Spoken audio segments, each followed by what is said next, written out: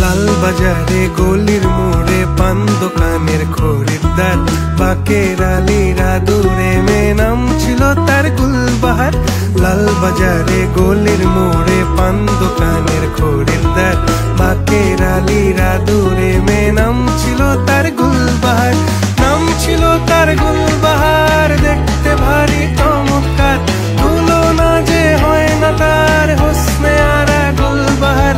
বাকের আলীরা দূরে মেয়ে নাম ছিল